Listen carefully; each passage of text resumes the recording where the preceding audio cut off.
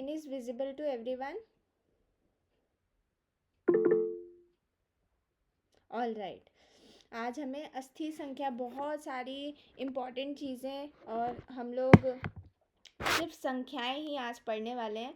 और ये इतना इम्पॉर्टेंट, इतना डिफ़िकल्ट भी लगता है ये, बट आज सभी को सारी ही संख्या याद हो जाएंगी। कितनी अस्थि होती हैं, कितनी संधि होती हैं, कितनी स्नायु हैं, कितनी पेशी हैं, और कितने मुख रोग हैं, कितने कर्ण रोग हैं, कितने नासा रोग हैं, कितने ओष्ठ रोग हैं, कितने नेत्र रोग हैं, कितने शिरो रोग हैं। ये संख्यावाचक शब्द से मैक्सिमम 3 से 4 क्वेश्चंस बनते ही बनते हैं। ठीक है, तो अगर ये आज की क्लास हमने बहुत ही ध्यान से बिल्कुल अच्छे से समझ ली तो आपके 3 से 4 क्वेश्चंस तो कहीं नहीं गए। ठीक है, तो बहुत ही अच्छे से सारी चीज़ें हम लोग ट्रिक वाइज पढ़ने वाले हैं, बहुत अच्छे से सभी लोग सुनेंगे।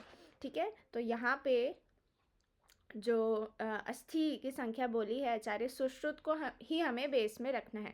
जितनी भी संख्या पढ़ेंगे ना, क्योंकि एनाटॉमी का ही पार्ट है और वो श्रेष्ठ है आचार्य सुश्रुत। ठीक है, तो जो बेस रहेगा वो हमारा सुश्रुत का रहेगा। ठीक है, और बेस को रख के हम ऊपर नीचे ट्रिक करके याद रखेंगे। ठीक है, हम लोग स्टार्ट करते हैं। सुश्रुत शारीर 5 में हमें ये मिलता है।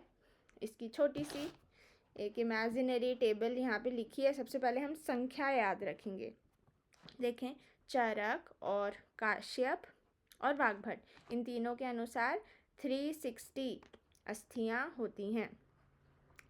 सुश्रुत ने 300 मानी है, तो मैं तो इसको मिको फर्स्ट ईयर से ही ऐसे याद है कि डबल गोले और सुश्रुत में भी डबल ऊ की मात्रा है, तो इससे कभी भी मुझे कन्फ्यूजन नहीं होता। 360 चरक और 300 सुश्रुत। ठीक है, आधुनिक के अनुसार होती हैं 206। ये तो सभी को पता है, आधुनिक अनुसार 206 हैं। ठीक है, तो हम लोग देखेंगे सभी को बेस रखते हुए। यहाँ पे आधुनिक का नहीं लिखा हुआ है डिस्क्रिप्शन में, यहाँ पे मॉडर्न का भी एक कॉलम बना के लिख लेंगे। ठीक है, मॉडर्न का। तो सबसे पहले देखते हैं सुश्रुत का। सुश्रुत में मॉडर्न का भी लिखते जाएंगे। मॉडर्न में और सुश्रुत में शाखा अनुसार 120 होती हैं, तो कोई गलती नहीं करी है, सेम बताया है। कोई गलती किसने नहीं की है? मॉडर्न वालों ने नहीं की है, क्योंकि सुश्रुत तो पहले से है। ठीक है, तो यहाँ पे 120 दोनों के अकॉर्डिंग है। अब मध्य शरीर की बात करें तो मध्य शरीर में 117 बताई गई हैं आचार्य सुश्रुत अनुसार, और 50 बताई गई हैं आधुनिक अनुसार। इसको हम इग्नोर करते हैं, मध्य वाली हम याद नहीं करेंगे, हम सिर और ग्रीवा वाली याद करेंगे। सिर और ग्रीवा में 63 होती हैं सुश्रुत अनुसार, और जस्ट अपोजिट 36 होती हैं आधुनिक अनुसार।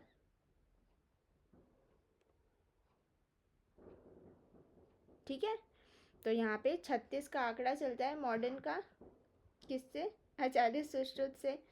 ठीक है, तो इस टाइप से याद रखना है, जस्ट अपोजिट 36 और 63।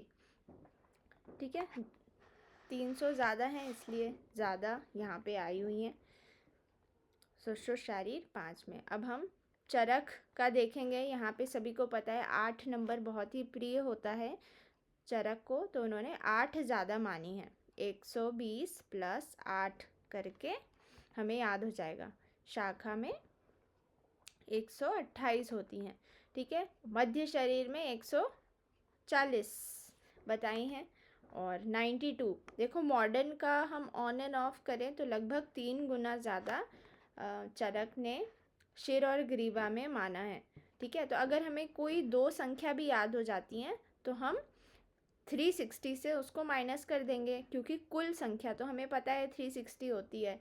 ठीक है, तो कुल मिला के जो भी आपको इजीली याद हो जाए, तो 2 संख्या याद करो, और फिर जो कुल संख्या है, जैसे 128 + 92 - 360, तो वो मध्य वाला आ जाएगा। ठीक है, अब हम वाग्भट की बात करें तो वाग्भट में अगेन 360 माना है, बट उन्होंने कोई बीच का हिस्सा मान लिया है, किसी को बुरा ना लगे। 100, 120, 140, ठीक है, इंक्रीजिंग ऑर्डर में 100, 120, 140। जो ये नई बुक है ना जीपी की, इसमें बहुत सारी मिस्टेक्स हैं, ठीक है। तो समय समय पे मैं बताती जा रही हूँ, तो बिल्कुल आंख बंद के ब्लाइंडली हमें फॉलो नहीं करना। जैसे मैंने अभी पोल में एमसीक्यू क्वेश्चन डाला था, है ना, तो उसमें बुक में ना गलत लिखा हुआ है, ठीक है, वहाँ पे। और भी अभी योग रत्नाकर का भी आता है, भाव प्रकाश का भी आता है, तो उसमें एक आता है काश्यप के अनुसार भी काफ़ी गलत संख्याएं दी हुई हैं, है ना। तो काश्यप को एक टॉपिक में आता है चरक अनुसार है, बट वो ऐसे नहीं है, ठीक है। यहाँ भी जब हम रजो दर्शन देखते हैं मैनार की, तो बोलते हैं कि सुश्रुत अनुसार ही भाव प्रकाश ने बोला है, पर सुश्रुत ने रजो दर्शन 12 बोला है, ठीक है, बट भाव प्रकाश ने 16 बोला है। तो ये भी आप लोग याद रखेंगे, ठीक है। और वाग्भट का भी उन्होंने राउंड फिगर में बता दिया, कुछ भी ऑड नहीं बताया, 100, 120 और 140, ठीक है। 20-20 का डिफरेंस है, किसी को बुरा ना लगे। और इस हिसाब से हमारे ये संख्याएं हो जाती हैं, ठीक है। भाव प्रकाश ने भी इतनी बताई हैं, भेल ने भी 300 ही बताई हैं, ठीक है। काश्यप और चरक ने एक जैसा माना है। संधि पर आते हैं। संधि अगेन इम्पॉर्टेंट है। चरक ने 200 मानी है, चरक शारीर 7 में, और 10 ज़्यादा मानी है। बहुत ही इम्पॉर्टेंट है संधियाँ, बहुत अच्छे से याद रखेंगे, कम ही है, इजीली याद भी हो जाएंगी। 210, तो इसको हम 3 तरीके से डिवाइड करते हैं। शाखा में 68 होती हैं, ठीक है। यहाँ पे कैसे इसको याद रखेंगे, देखो हम मॉर्निंग वॉक करने जाते हैं, सुबह सुबह एक्सरसाइज करते हैं, ऐसा बोला जाता है लगभग 2 घंटे हमें अपने शरीर को सुबह सुबह देना चाहिए। तो 6 से 8 का समय सुबह मॉर्निंग में हमें शाखाओं को हिलाना चाहिए, ठीक है। एक्सरसाइज में शाखाएं हिलाते हैं ना, तो इस टाइप से शाखा याद रहेगा। संधि को मोड़ते हैं, शाखा को हिलाते हैं,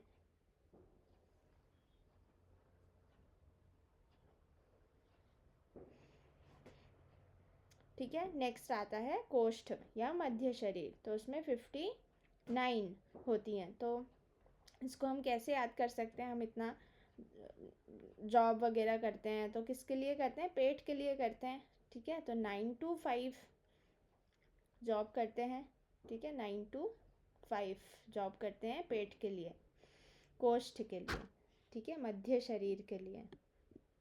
नेक्स्ट देखते हैं ग्रीवा। यहाँ पे 83, आप लोगों को याद है एक मूवी थी 83, याद है क्या, किससे रिलेटेड थी वो, क्रिकेट, दीपिका पादुकोण की, रणबीर की, है ना। तो वो चीज़ याद रखना है उसमें। 83 नहीं, हम लोग नहीं झुके, हम लोगों ने अपनी सबकी नाक उठा दी, सबने बहुत प्राउड फील किया। 83 में वर्ल्ड कप आया था, कपिल देव जी द्वारा हमारा भारत जीता था वर्ल्ड कप पहली बार, ठीक है। तो इस टाइप से जो गर्दन है, ग्रीवा, ग्रीवा हमारी नहीं झुकी, इस टाइप से याद होगा, ठीक है। नेक्स्ट आते हैं संधियाँ काश्यप अनुसार 381 है, ठीक है। नेक्स्ट वैसे ये पूछा नहीं जाता, बहुत ही सिलेक्टेड ही पूछा जाएगा, बाकी मैक्सिमम जो है सुश्रुत का ही पूछा जाएगा। स्नायु, स्नायु को हम आयु से याद रखेंगे, आयु से ही ये याद होगा। देखो जो भी स्पेसिफिक टॉपिक की मैं ट्रिक बता रही हूँ ना, उसको हमें कोरिलेट करना है, वरना आप क्या गलतियाँ होती हैं, वरना आप ये भूल जाएंगे कि कौन सी ट्रिक किसकी थी, ठीक है। बहुत ही ध्यान से सुनना है और बिल्कुल कंसंट्रेट होके याद करना है। आयु से हम इसको याद कर रहे हैं। चक्रपाणी ने स्थूल स्नायु को ही कंडरा बोला है, ये चीज़ तो सभी को पता होगी, पढ़ते हुए आ रहे हैं फर्स्ट ईयर से, स्थूल स्नायु को ही हम कंडरा कहते हैं, ठीक है। अब सुश्रुत अनुसार 900 स्नायु होते हैं, और चरक अनुसार वो भी 900 होते हैं। ठीक है, दोनों आचार्यों ने 900 ही बताए हैं। अब इनका जो विभाजन है वो बहुत इम्पोर्टेंट है। यहाँ पे पहला आता है शाखागत। ठीक है, तो शाखा हम कैसे याद रखेंगे, जैसे 60 की उम्र में क्या होता है, हमारे नाती पोते परपोते होने लगते हैं। ठीक है, तो इस टाइप से याद रखेंगे। शाखा मतलब कि शाखाएं, जैसे हम वाजीकरण में भी पढ़ते हैं ना, शाखाएं बढ़ती हैं, मतलब बेटा बेटे के बेटा बेटे के बेटा, इस टाइप से शाखा बढ़ रही हैं।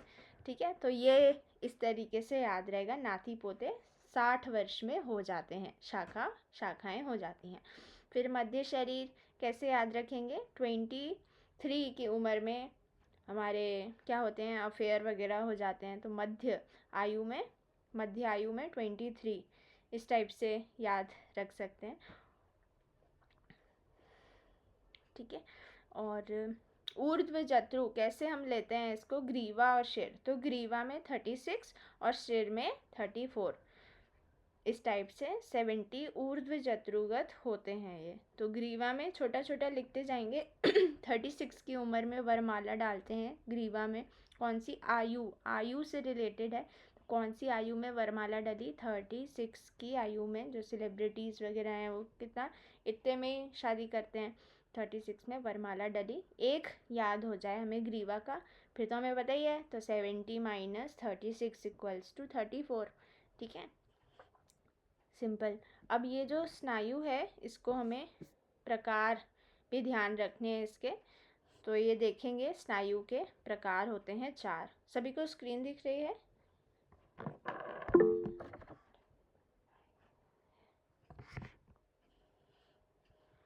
प्रतानवती पहला है, तो इसमें शाखा एवं संधियां। जो प्रतानवती स्नायु है, प्रतानवती मतलब फैलने वाली, तो शाखाएं भी फैलती हैं। ठीक है, तो शाखाओं में और संधियों में प्रतानवती स्नायु होती है। सेकंड है वृत्ता, तो सभी कंडराओं में वृत्त कांड बड़ा कांड, ऐसे याद रखो, वृत्त कांड वृत्त कांड वृत्त कांड, बार बार पढ़ेंगे याद हो जाएगा। ये रिसेंटली पूछा भी गया था AIA-PGT में। और कौन सा एक बिहार का ही पेपर हुआ था बहुत टाइम पहले, पता नहीं क्या, शायद PSC था या फिर कोई और एग्ज़ाम था, शायद आयुर्वेद एक्सपर्ट करके कोई एग्ज़ाम था, उसमें भी रिपीटेडली संख्याओं वाले देखो क्वेश्चंस आते ही हैं। ठीक है, नेक्स्ट हम देखते हैं पृथु कहाँ कहाँ होता है। पृथु मतलब बड़ा, चपटा, तो छाती में, पार्श्व में, पीठ में, सिर में, इन सब जगह पृथु होता है। ठीक है, सुशिर चौथे नंबर का, जहाँ भी छेद हैं, सुशिर यानी छेद, तो आमाशय, पक्वाशय और बस्ती। ठीक है, यहाँ पे बस्ती भी आ जाएगा। ठीक है, आमाशय, पक्वाशय और बस्ती, तो ये 4 टाइप्स की स्नायु भी बहुत इंपॉर्टेंट है। प्रतानवती शाखाओं में फैलती हैं, वृत्त कांड। पृथु मतलब चपटा, बड़ा, कैसा है, पार्श्व, छाती, पीठ, सिर। अगर इनमें से छाती, पीठ, पार्श्व भी याद रहा तो भी सिर्फ ये नहीं पूछा जाएगा कि सिर में कौन सी स्नायु होती है। ठीक है, तो वो साथ में ही क्वेश्चन पूछे जाते हैं, तो अगर एक दो भी याद हैं तो भी बहुत है। ठीक है, सुशिर, आमाशय, पक्वाशय, बस्ती सब हॉलो हैं। ठीक है, अब हम आगे बढ़ते हैं, मसल्स पे आते हैं, पेशी। तो पेशी चरक और काश्यप अनुसार 400 होती है और सुश्रुत अनुसार 500 होती है। ठीक है, ये इम्पॉर्टेंट है पेशी। अगेन इसके भी जो छोटे छोटे से डिवाइडेशन है वो बहुत इम्पॉर्टेंट है। तो कैसे हम पढ़ते हैं, विभाग काश्यप अनुसार 400 पेशी है। काश्यप का पूछा नहीं जाता, बट चरक के चरक जैसे ही हैं। ठीक है, आधुनिक अनुसार 539। अब हम इसके डिवाइडेशन पढ़ रहे हैं। देखो इसमें गलत आया है, गलत दिया हुआ है, इसमें करेक्शन कर लेना। ठीक है, पहला है यहाँ पे षडंगों के अनुसार संख्या बताई है, तो पुरुष शरीर में पेशियाँ कितनी होती हैं, 500। याद रखना है, पुरुष में स्त्री की बात नहीं हो रही है, यहाँ मसल्स अलग अलग जाती हैं दोनों की, क्योंकि स्तन और अपत्यपत योनि आ जाता है, तो इसलिए फीमेल्स में 20 ज़्यादा संख्या हो जाती है मसल्स की। ठीक है, तो सबसे पहले हम पुरुष की बात कर रहे हैं। तो यहाँ भी वो भी क्लियरली नहीं दिया हुआ है। ठीक है, तो आप लोग यहाँ लिख लेंगे फॉर मेल।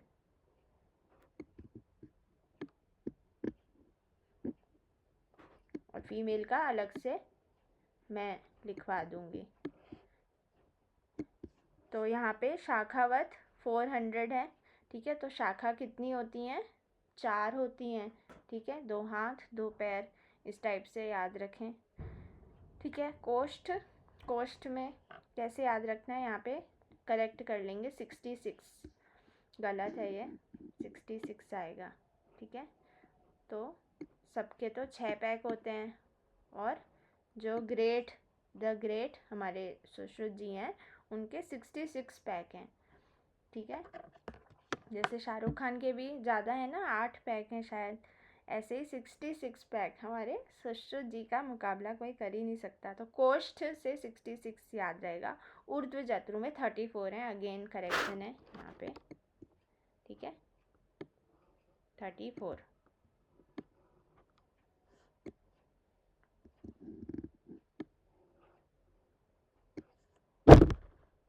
ठीक है, तो आप लोग कैसे याद रखेंगे?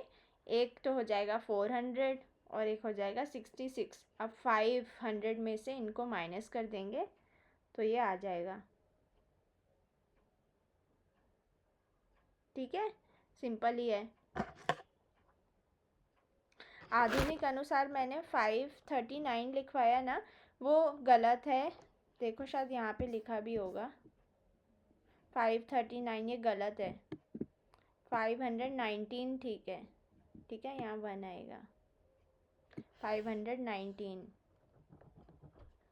ठीक है, अब स्त्रियों में कैसे है यहाँ पे देखते हैं। 20 पेशियाँ, देखो 2-2 स्तनों में, 5-5 हो गई दोनों स्तनों में, तो कुल मिला के कितनी हो गई? 10 हो गई। ठीक है, तो 10 तो ये हो गई। अब 10 और निकाल दी हैं हमें, कैसे? अपत्य पथ में 4 होती हैं। शुक्र व आर्तव प्रवेशिनी में 3 होती हैं।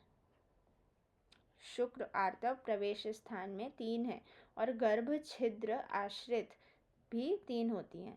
तो कुल मिला के ये 6 हो गई। 6 + 4 10, फिर 10 + 2 स्तन की 20। ठीक है, और अपत्य पथ में 4 कैसे याद रहेगा? जैसे विजाइना है, तो विजाइना की कितनी वॉल्स होती हैं? 4 वॉल्स होती है ना, एंटीरियर, पोस्टीरियर और 2 लैटरल। ठीक है, तो ऐसे 4 सरफेस हैं, तो 4 मसल्स इस टाइप से याद रहेगा। 2 बाहरी और 2 आभ्यंतर, ऐसे आयुर्वेद में डिवीजन किया हुआ है, 2 बाहरी और 2 आभ्यंतर। अब ये जो 2 है ना, नीचे के 2, इनको बोला जाता है अंतःगर्भ शल्य। कितने होते हैं? अंतःगर्भ शल्य 6 होते हैं। ठीक है, ये कई बार नहीं समझ आता ये क्या है अंतर्गर्भ शल्य, समझ ही नहीं आता है कहाँ से क्वेश्चन पूछा गया है। ठीक है, ये भी चीज़ याद रखना है। अब जो ये लास्ट है धमनी वाला है ना, शुक्र आर्तव प्रवेशिनी धमनी, अगर मिला दिया तो वो कितनी होती हैं? 2 होती हैं। धमनियाँ मतलब आर्टरी, शुक्र आर्तव प्रवेश द्वार में होती हैं 2 आर्टरी होती हैं। ठीक है, सभी को समझ आ गया? Everyone got it?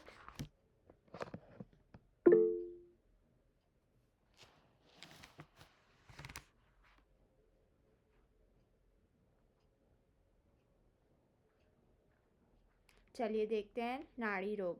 तो नाड़ी रोग सुश्रुत अनुसार 8 होते हैं।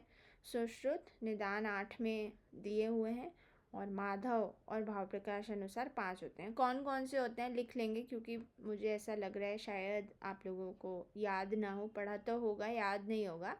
फटाफट से लिख लेंगे। VPKSD।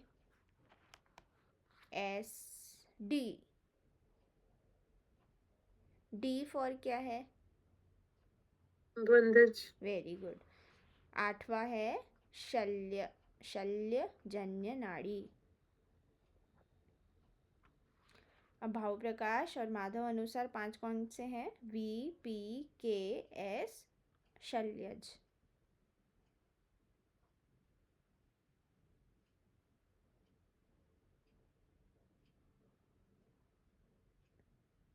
ठीक है, शुक दोष देखेंगे, शुक दोष नहीं है इस बुक में। नेक्स्ट गर्भ स्त्राव संख्या देखेंगे, शुक दोष बाद में आता है। गर्भस्राव और गर्भपात 2 चीज़ें होती हैं, दोनों ही बड़ी इम्पॉर्टेंट हैं, क्योंकि अलग अलग महीने में चरक और सुश्रुत ने अलग अलग चीज़ें बताई हैं। सबसे पहले हम चरक, वाग्भट और भोज की बात कर रहे हैं। तीनों ने क्या बोला है? जो गर्भस्राव है, स्राव मतलब जो सेमी सॉलिड है, स्टार्टिंग का जो पीरियड होता है आफ्टर कंसीव, तो 3 महीने तक अगर ब्लीडिंग या फिर बच्चा गिर जाता है तो उसको हम गर्भस्राव कहते हैं। और अगर 3 महीने के बाद में अगर मिसकंसेप्शन होता है तो उसको, मतलब 4 महीने के बाद, ठीक है, 4 महीना के बाद अगर होगा तो उसको गर्भपात बोलेंगे। पात मतलब सॉलिड, ठीक है। और आचार्य चरक अनुसार हम हृदय 3rd मंथ में मानते हैं, और थोड़ा वेट गेन भी हो जाता है 4 महीने में, है ना, तो पाथ बोलेंगे। यहाँ से हम इसको हृदय उत्पत्ति से मान सकते हैं। 3रे मंथ में बताते हैं हृदय उत्पत्ति, और उसके बाद अगर 4थे महीने के बाद अगर होता है तो वो पाथ कहलाता है। चरक का सिंपल है, 3 और 4 हमें याद रखना है, 3 और 4, 3 में स्राव, 4 में पाथ, 3 में स्राव, 4 में पाथ, ठीक है। अब सुश्रुत अनुसार गर्भ धारण दिन से 4थे माह तक, यहाँ पे इन्होंने 4 मंथ तक बोल दिया स्राव ही होगा, ठीक है। यहाँ पे जो चरक थे वो बोल रहे थे 4थे महीने में तो पाथ हो रहा है, बट ये थोड़े और एक्सपर्टीज़ हैं, उन्होंने बोला कि 4थे महीने में भी कोई बहुत ज़्यादा सॉलिड नहीं हो जाता है, फिर भी वो लिक्विड जैसा ही रहता है, तो उन्होंने बोला कि हम स्राव ही मानेंगे, हम सॉलिड को नहीं गिनेंगे, हम 5वें महीने से गिनेंगे सॉलिड, ठीक है। तो 5वां और 6ठा सुश्रुत ने बोला है पाथ होता है, ठीक है। सभी को समझ आया? तो 3 महीने याद रखेंगे सुश्रुत अनुसार, 4, 5, 6, और चरक में हम सिर्फ 2 महीने याद रखेंगे, 3 और 4, ठीक है, सिंपल है। अब आते हैं शुक दोष पर। तो शुक दोष हमें सुश्रुत निदान 13 में मिलते हैं, ये हमारा चैप्टर बचा भी हुआ है, नहीं ये कर लिया था, उपदंश वाला बचा हुआ है ना। तो देखते हैं हम लोग सुश्रुत अनुसार, ये 18 होते हैं, 14 साध्य हैं, असाध्य इम्पॉर्टेंट है, सिर्फ असाध्य हमें याद रखना है, ठीक है। तो असाध्य कौन कौन से होते हैं लिखा भी हुआ है वहाँ पे, मांस अर्बुद, मांसपाक, विद्रधि, तिलकालक, ये सभी त्रिदोषज शुक दोष हैं, इसलिए असाध्य हैं, ठीक है। अब शारंगधर अनुसार 24 होते हैं, संख्यावाचक शब्द ही याद रखना है हमें शारंगधर का, और उन्होंने गुह रोग बोला है, ठीक है।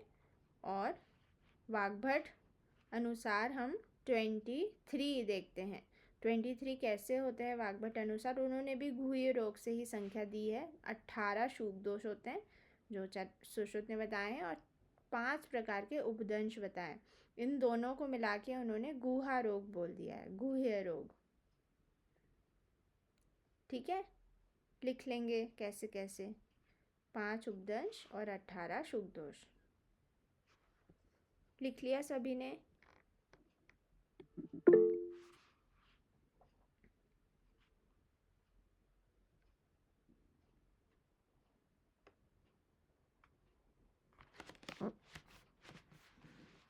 शुद्र दोष देखेंगे, शुद्र मतलब छोटा ना, जो छोटे छोटे रोग हैं जिनके नाम से कोई बड़े बड़े चैप्टर नहीं आते, ठीक है ना। बहुत सारे शुद्र रोग रिसेंटली हमने पढ़े हैं, बहुत अच्छे से याद करे हैं सुश्रुत निदान स्थान में, तो वहाँ पे भी हमने पढ़ा था चरक ने नहीं माने हैं, चाणक्य हैं, बड़े हैं भैया, बहुत बड़े वैद्य हैं, नाम है उनका पूरा वर्ल्ड में।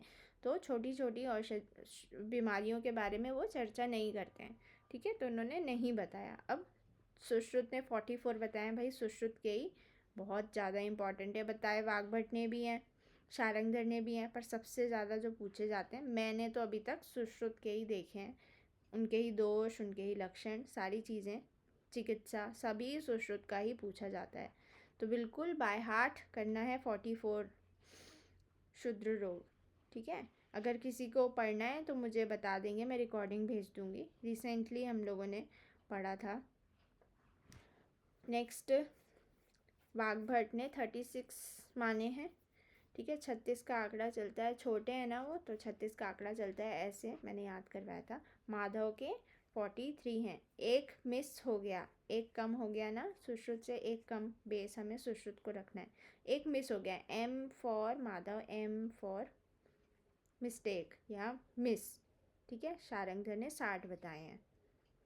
अब यहाँ पे शारंगधर के थोड़ा सा इम्पॉर्टेंट एक लाइन और आप लिख लेंगे। जिन्होंने पढ़ा हुआ है निदान स्थान, उन्होंने तो लिखा होगा, आप लोग लिख लें जिन्होंने नहीं लिखा है।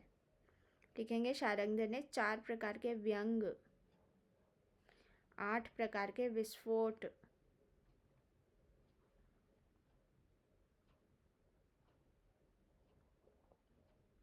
14 प्रकार के मसूरिका,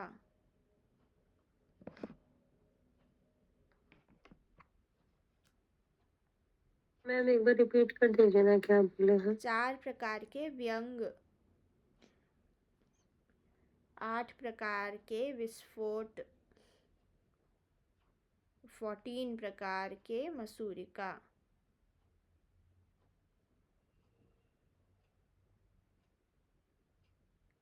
मसूरिका के ब्रैकेट में लिखेंगे 14 कैसे हो गई मसूरिका, इतनी ज़्यादा बता दी उन्होंने। तो 7 दोषज और 7 धातुज।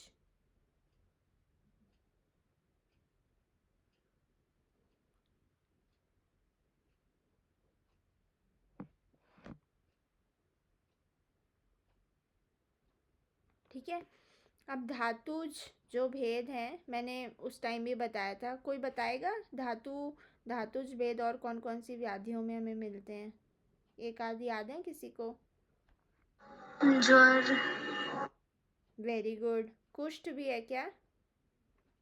Yes ma'am. मुस्कान, याद आया?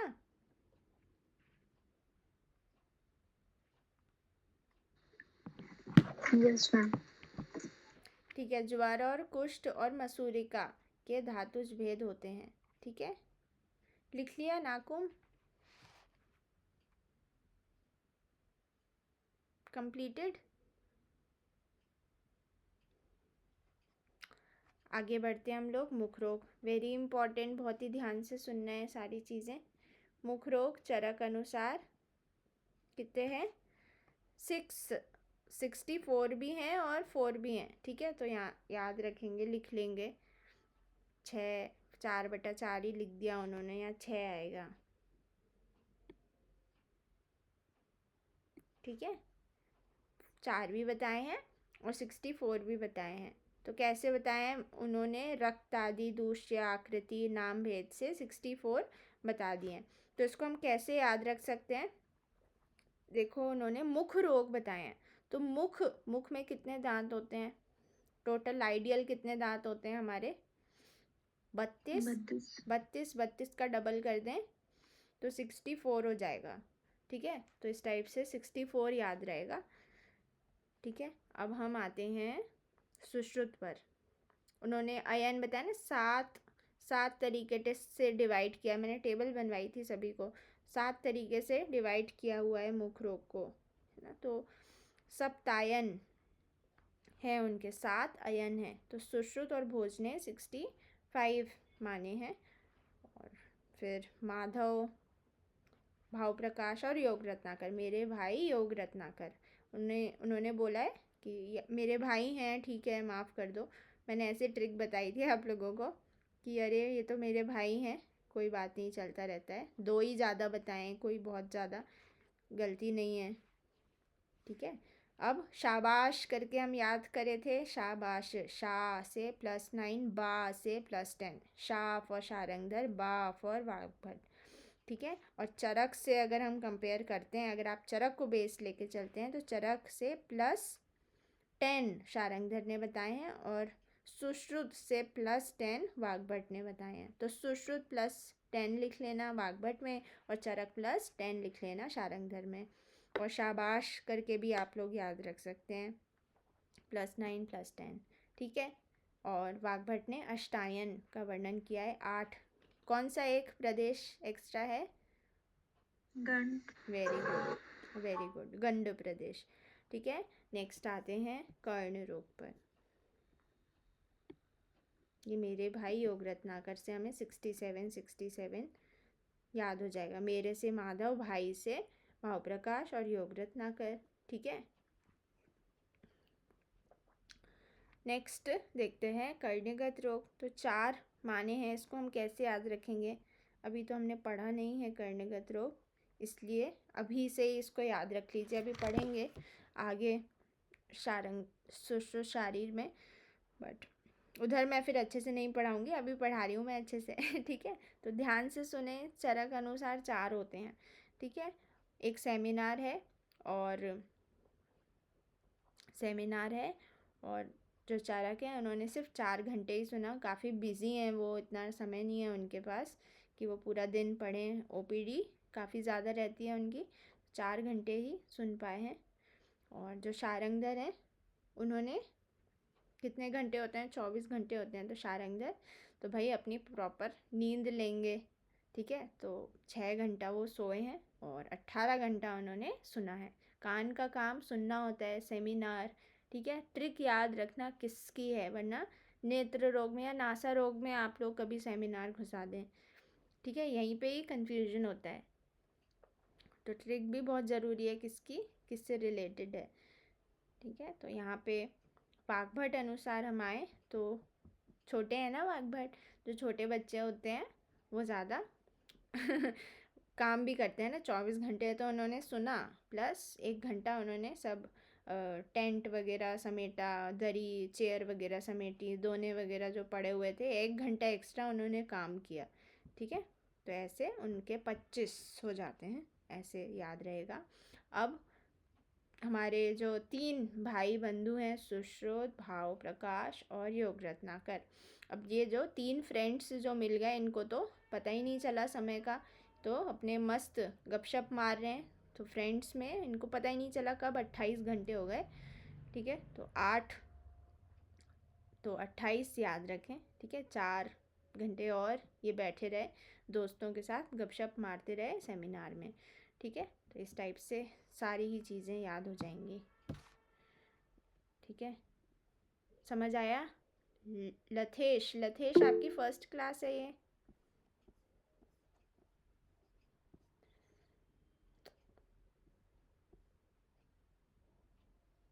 Yes ma'am. Okay okay.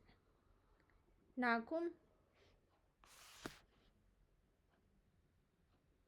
नाकुम yes ma'am. बताओ धातुगत भेद कौन कौन से रोग में है?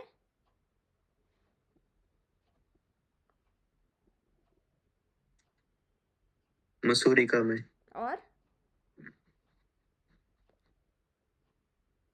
और कौन सी व्याधियों में हम पढ़ते हैं धातुज भेद?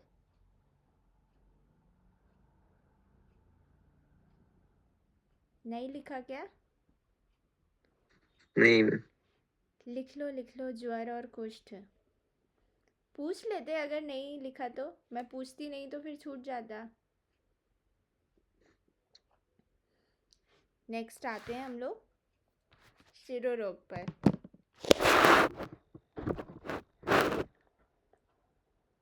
ठीक है, शिरोरोग 5 हैं, चरक अनुसार 5 हैं, अष्टांग संग्रह अनुसार 9 हैं, अष्टांग हृदय और शारंगधर अनुसार 10 हैं, और सुश्रुत, माधव, भाव प्रकाश, योग रत्नाकर। यहाँ पे सिर्फ सुश्रुत और माधव ही याद रखें, इतना पूछा नहीं जाता, तो उनके अनुसार 11 हैं। ठीक है। शिरो रोग का थोड़ा सा लिखने का है, ये मैं आप लोगों को बता दूंगी, क्योंकि कपालगत रोग मुझे नहीं लगता आप शायद देख पाएंगे बुक से, तो मैं लिखवाई दूंगी और ये इम्पॉर्टेंट है। ठीक है, तो इसको हम थोड़ा एंड में करते हैं, थोड़ा लिखवाने का है इसमें, मैं समय की वजह से लिख नहीं पाई हूँ। ओष्ठगत रोग हम लोग देखते हैं, तो ओष्ठगत रोग इस डायग्राम से थोड़ा याद रखेंगे, लिप्स बनाएंगे थोड़ा 8 फिगर ऑफ 8 में, तो 8 याद रहेगा। और ये तो बहुत सिंपल है, 11 होते हैं वाग्भट और शारंगधर अनुसार, खंडोष्ठ, ओष्ठ अर्बुद और जल अर्बुद। ठीक है, खंडोष्ठ, ओष्ठ अर्बुद और जल अर्बुद, ये तीनों ही पूछे जाते हैं। नेक्स्ट नासागत रोग देखेंगे हम लोग, नासा 4। अब हमें इसमें नाक से याद रखना है कि भाई नाक की बात होती है, नाक मत कटवाना अपना, अच्छे पढ़ लिख के नौकरी करना है ना, तो उसको ध्यान में रख के हमें इसे याद रखना है। ठीक है, तो 4 होते हैं, सामान्य है, आचार्य चरक ने तो सब दोष अनुसार ही बताए हैं। ठीक है, तो 4 ही बस याद रखेंगे। सुश्रुत अनुसार 31। अब देखो जो सुश्रुत हैं उन्होंने कितना सर्जरी वगैरह की डिग्री लिया है, तो पहले BMS किया, फिर UG करी, फिर PG करी, फिर उन्होंने PhD करी, है ना, फिर उसके बाद कोई और स्पेशलिटी उन्होंने डिप्लोमा वगैरह और किया होगा, तो 31 ईयर्स हो गए उनको पढ़ते पढ़ते ही। यूजुअली इतने ईयर्स हो ही जाते हैं मेडिकल फील्ड में, तो इतनी सारी उन्होंने पूरी पढ़ाई कंप्लीट करी, फिर जाके वो प्रैक्टिस पे उतरे, तो फिर उन्होंने नाक ऊंची करी। 31 इस टाइप से याद रहेगा। ठीक है, शारंगधर और वाग्भट अनुसार 18 है। तो जो छोटे हैं, देखो शारंगधर समिता भी छोटी सी समिता है और वाग्भट भी छोटे हैं, छोटे मतलब 2 के कंपेयर में छोटे ही हैं, तो छोटी उम्र में ही उनको नौकरी मिल गई, 18 की उम्र में ही उन्होंने नाक ऊंची कर दी अपने परिवार वालों की। ठीक है, ऐसे बढ़िया सी नाक आप लोग बना के याद कर सकते हैं। All right. ठीक है, छोटी नौकरी या फिर छोटी उम्र में नौकरी मिल गई है उनको। भाव प्रकाश और योग रत्नाकर ने, इन्होंने दोष अनुसार बता दिया, रक्त पित्त के टाइप्स उन्होंने बता दिए, तो इसलिए 34 हो जाते हैं। इसको अलग से आप लोग लॉजिक से याद रखें। ठीक है, रक्त और पित्त के टाइप्स उन्होंने बता दिए। ठीक है, नेत्र रोग आते हैं, one of the most important. नेत्र रोग हमारा पूरा शालाक्य का बेस है नेत्र रोग, और ये तो जस्ट पंख का एक पंखुड़ी है। नेत्र रोग की संख्या तो बहुत ही इजीली हमें याद होनी चाहिए, क्योंकि अभी तो पूरा कैलाश पर्वत है नेत्र रोग। तो बस 4 होते हैं चरक अनुसार, सुश्रुत अनुसार 76 इतनी बार पढ़ते हैं तो याद हो ही गया होगा। माधव और योग रत्नाकर और भाव प्रकाश, मेरे भाई योग रत्नाकर, अगेन इसमें कितने होते हैं? 78। ठीक है, और शाबाश से याद रखना है 94। भाई इतने सारे, सुश्रुत को भी पीछे छोड़ दिया, 94 नेत्र रोग बता दिए, तो सब लोग शाबाश बोल रहे हैं, शाबाश शाबाश। शाफ और शारंगधर, बाफ और वाग्भट। ठीक है, इस टाइप से हमें ये याद रखना है।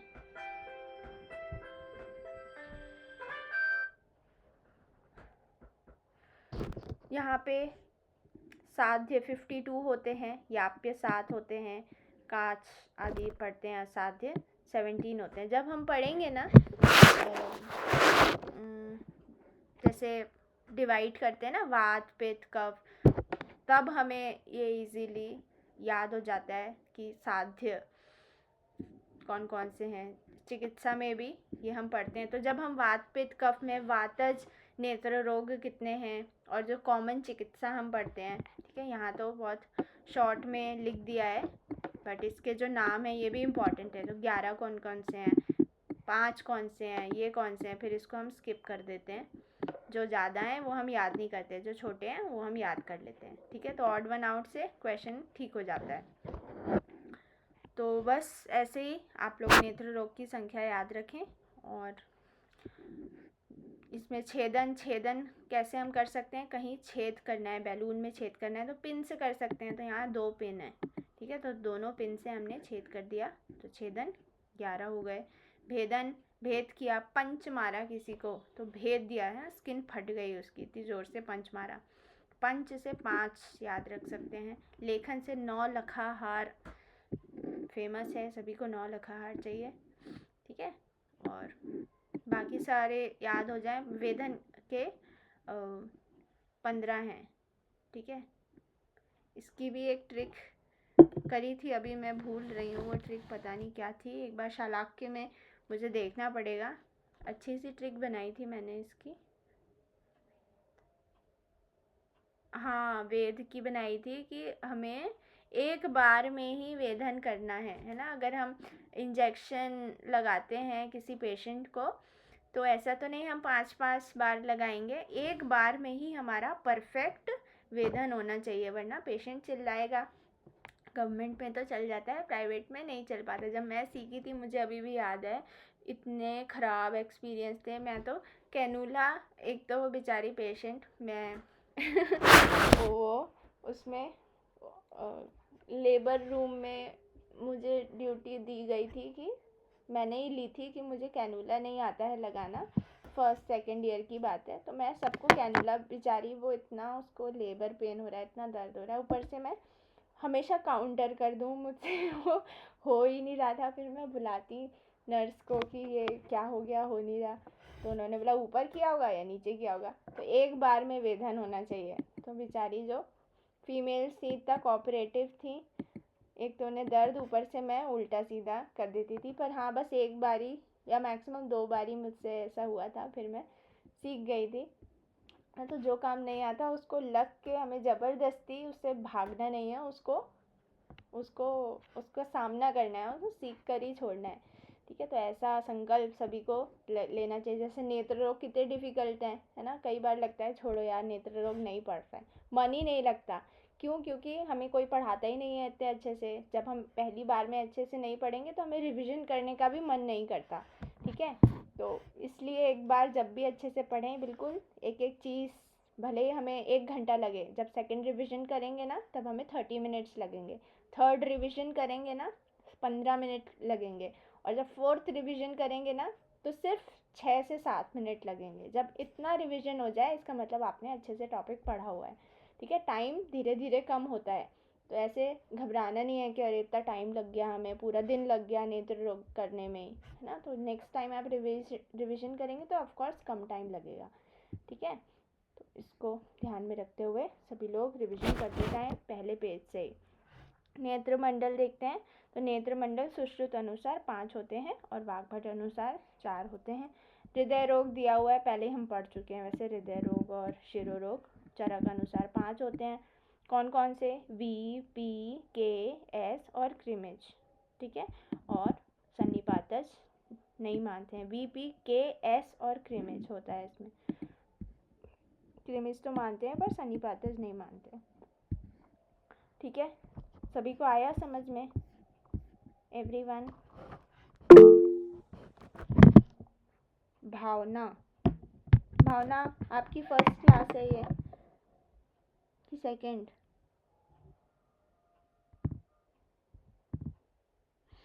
भावना है क्लास में?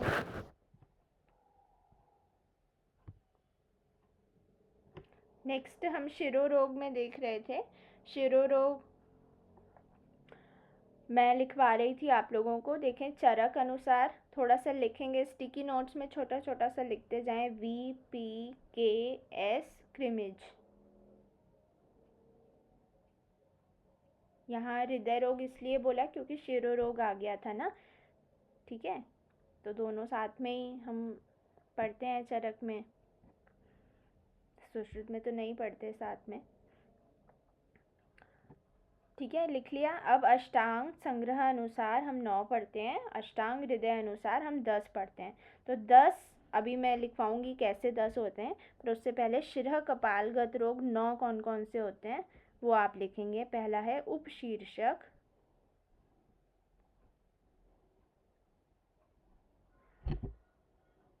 सेकेंड शिरोविद्रधि, जल्दी लिखेंगे, शिरोविद्रधि। नेक्स्ट थर्ड शिरोग्रंथि, फोर्थ शिरो अर्बुद, नेक्स्ट अरुणशिका, छठा दारुणक,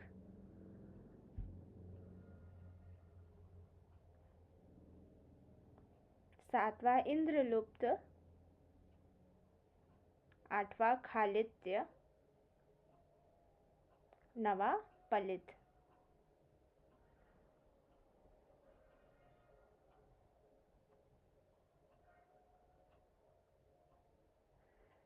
तो ये 9 हो जाते हैं। इनको हम पेयर में याद रखेंगे। जैसे बालों से रिलेटेड 3 चीज़ें लास्ट की, इंद्रलुप्त, खालित्य, पालित्य, इनको एक सर्कल बना के याद रखेंगे। और फिर अरुणशिका और दारुणक, इनको एक सर्कल 2 का पेयर बनाएंगे। और बाकी 4 उप शीर्षक, शिरोविद्रधि, शिरोग्रंथि, शिरो अर्बुद।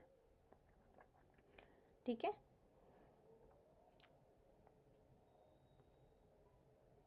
यहाँ पे अब जो 10 होते हैं वाग्भट अनुसार, तो उन्होंने शिरः कंप और शिरो अभिताप, इनको 5-5 प्रकार के बताए हैं।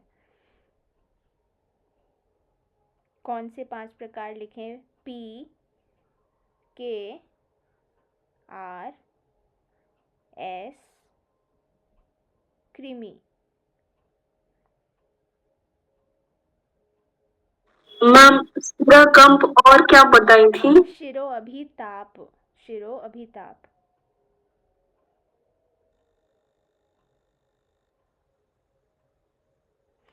वैसे बहुत ज़्यादा ये इम्पोर्टेंट नहीं है, बट तो भी एक बार क्यूरियोसिटी होती है कि इसमें क्या क्या है, कौन कौन सी चीज़ें आती हैं। मतलब जब मैं पहली बार पढ़ी थी तो मेरे को तो बहुत इरिटेशन सी हो गई थी कि ये कैसी बुक है, इसमें तो कुछ है ही नहीं। और उस टाइम मैंने संहिताएँ भी सारी नहीं पढ़ी थी, तो मेरे को ऐसा लगता था कि मेरे को हर एक चीज़ बुक से पढ़नी है, हर एक चीज़ डिटेल में पढ़नी है। बाकी एक बार हम थ्योरी पढ़ लें तो हमें बहुत अच्छे से समझ आ जाता है, और समझ आ जाए तो अच्छे से याद हो जाता है। तो मेरे केस में थोड़ा ऐसा था कि मुझे हर चीज़ जाननी थी, तो थोड़ा मेहनत करके मैं हर चीज़ थोड़ा पढ़ती थी डिटेल में। बाकी आप लोग सब इंटेलिजेंट हैं, एज इट इज़ ऐसे भी आप लोग रट सकते हैं, ठीक है। बट थोड़ा रटने में ध्यान रखें, मिस्टेक ना हो, क्योंकि गलत लिखा है इस बुक में भी, ठीक है। और सुश्रुत अनुसार तो सभी को पता ही है, शिरोगत रोग 11 लिखना है क्या सुश्रुत अनुसार? नो मैम, मैं पहले लिख चुकी हूँ। हाँ, पहले भी मैंने प्रीवियस में बताया था, ठीक है। तो आप लोग देख सकते हैं, और अगर नहीं देखना चाहते हैं तो सिर्फ सुन लें, और रिकॉर्डिंग में बाद में आराम से लिख सकते हैं। VPKT त्रिदोषज, क्रीमेज, रक्तज, क्षयज। फिर लास्ट में इम्पॉर्टेंट है सूर्यावर्त, अनंतवात, अर्धावभेदक और शंखक। ये चीज़ें मैं पहले भी लिखवा चुकी हूँ, ठीक है। तो आज हम इतना ही कर रहे हैं, समय हो गया है। मूर्छा से हम लोग फिर कल करते हैं।